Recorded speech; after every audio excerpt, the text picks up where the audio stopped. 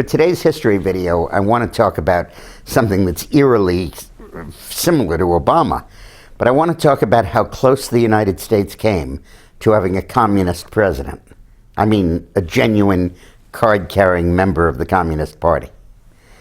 In 1930s, Henry Wallace was the Secretary of Agriculture in the New Deal cabinet. His father actually had been Secretary of Agriculture under the Republicans, and he was in the New Deal cabinet, and he was very good at farm policy and price supports and that sort of thing. But he was very popular in rural America. So in 1940, after James Nance Garner, Roosevelt's vice president for 2 terms, broke with Roosevelt over the court-packing plan and over his running for a 3rd term, Roosevelt had to find himself a new vice president, and he tapped Henry Wallace. Now, Roosevelt died in April of 1945.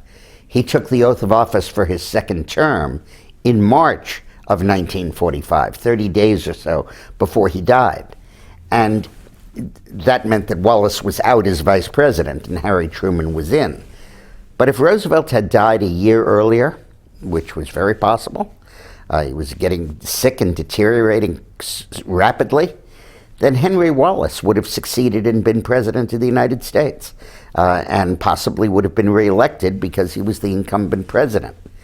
Well, in 1948, as the Cold War developed and began to become more and more important, and Stalin's outrageous policy of seizing as much of Eastern Europe as he could became evident to the American people that this was no more Uncle Joe, the wartime ally, but a vicious totalitarian dictator, Henry Wallace increasingly criticized the Truman administration for standing up to Russia.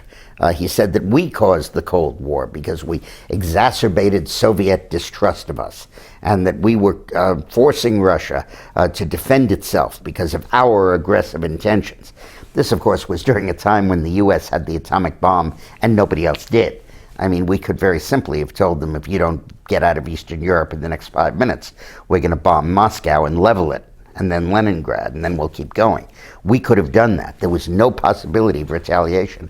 Nobody else had the bomb, but we didn't do that. But nevertheless, Henry Wallace was criticizing it. And then when Truman ran for re-election, Wallace ran against him, setting up his own political party, the Progressive Party. And it was evident that he was just a front for the Communist Party. He took an increasingly pro-Stalin line, an anti-American line, and this guy was an out-and-out communist. So Roosevelt, fortunately, did 2 things right. One is he lived long enough to not have Wallace as vice president.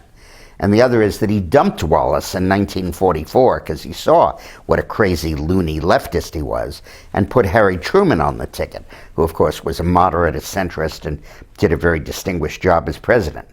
But, oh man, how close we came to having a communist in the White House. Now, this video is sponsored by Newsmax. Aaron DeHogue, their financial editor, did an interview with a prominent global economist. Now, DeHogue says this is the interview that should get Obama fired. But he talks about the problems we'll face in 2013 and how to adjust to them and how to deal with them. So stick around and watch this video. I think you'll enjoy it. Thanks a lot for watching.